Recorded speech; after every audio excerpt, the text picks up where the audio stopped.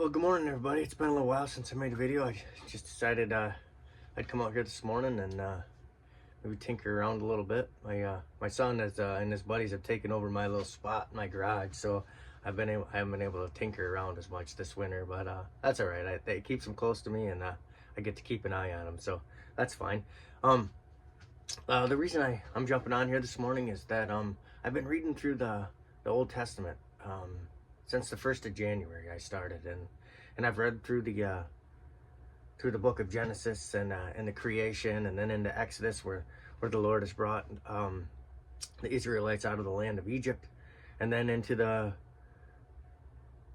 book of Leviticus, where he gives them the law and establishes the temple and has done all these wonderful and miraculous things for the Israelites. And I'm into the book of Numbers now, and I was reading in the book of Numbers this morning in chapter 14, where he's brought them right to the edge of the land that he's promised them. And through this whole time, he has done all of these wonderful and miraculous things for them, and has showed them time and time again that he is a trustworthy God, and that what he says he means, and all of these things. And yet when they get to the edge of the promised land, he asks them to send spies into the land and to look over the land. So they send spies out into the land, and they look over the land, and the spies come back from where they'd gone into the land, and they said, "Oh man, this land is just full." And they brought back a cluster of grapes. That the grapes were as big as a man's head, and they were as long as a pole. The cluster was, and the men said that, yeah, there's the land is flowing with milk and honey, and that it is a wonderful land, and that it is just the best place. But there are people there, and there are great people, and they're big, and the cities are walled, and it's a great place. But yet the Lord has said, a couple young men, Caleb and Joshua, said that the land that God had given them the land, and that they should go and they should take the land right away.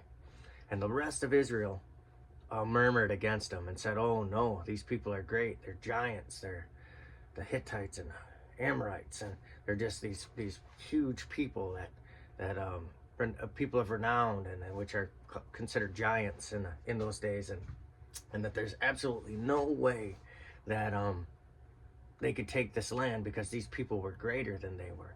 And yet God had told them all the way from every place that he was going to give them that land. And out of all of the people, there were only 2 or 3 or 4 people that really believed that God was going to give them that promised land. Man, I found that in those couple of chapters there, in chapter 13 and chapter 14, where God talks to the Israelites, and he tells them that because of their unbelief, he's going to leave them in that place. You're going to go back and you're going to wander through the wilderness for 40 years, and the people that didn't believe me that I was going to give that land to them, your carcasses are going to be left here, and your children will inherit the land because of your unbelief. Boy, in those chapters right there, did they not stick out to me. I started this page here last year, and I really believe that the Lord had spoken to me in my spirit. You know, I say those things, and you know, sometimes it sounds like people are crazy because they say, "Oh, the Lord speaks to me," and I don't know if it's an audible voice with other people, but it's not an audible voice with me. It's in my spirit. He directs me and leads me and guides me to want to please him, and that's what I mean when I say those things. That I want to please him, and I do believe that he gave me the opportunity to have this place to come and speak on his behalf, and I had some people say some things and message me and do these things, and I was in the place of the Israelites. I was in disbelief of what God could do in my life if they were greater people, or people that were talking against me, or there was some sort of force that was working against me. I didn't trust God and do what he asked me to do. I kind of backed away, and I was more worried about what others thought and how they felt than what the Lord had asked me to do. And in those verses, he is just so able to use his word to give you examples in your life of what you're doing, and how he's able to take your hand and lead you through those places. He's taken my hand in those places, and he's led me through those places to bring me back here to where I am today, making another video, which I plan on continuing on doing, and putting that behind me, the other part of this, the part where I was not trusting and was taking other people's opinions and putting them in front of what God's opinion was. So I just want you to understand that he is so wonderful. It is so awesome to have a God like him.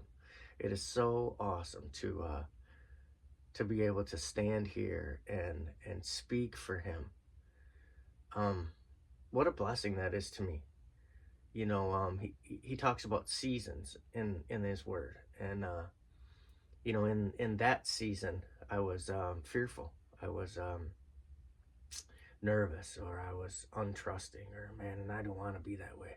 I don't ever want him to look at me and think that for some reason I was less than what he knows I am. I want to live up to the picture that he has of me, and not the picture that I make of myself. And I want that for everyone else. I want everyone else to have a relationship with him and understand that he is gracious, and he is merciful, and he is right there beside you if you ask him to be. He gives us free will, and he gives us the opportunity to choose whether we want to serve him or whether we don't. And that's what makes it worth it, is that we have a choice. We can choose the world or we can choose him, and he's okay with either way. But there's consequences for the choices that we make.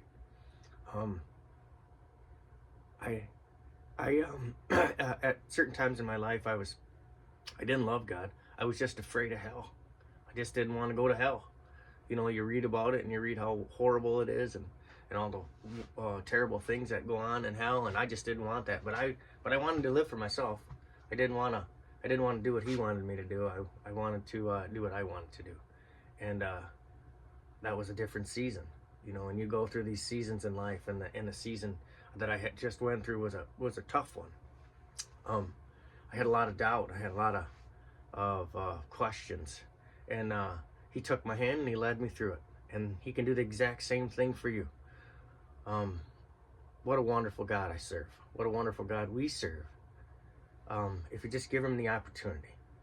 You know, what I would ask of anybody is to get into your word, to use God's word to help you in every situation in your life. You know, he tells us all about the wonders that he has for us, but yet he'll also tell us about the things that will disrupt our life if we allow him.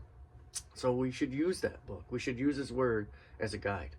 You know, I'm just so glad to be able to be back on here. I'm so glad to have his confidence again to do these videos, and I'm gonna try to do them more and more, because I know that that's what he'd want me to do. So you know, the Lord loves you.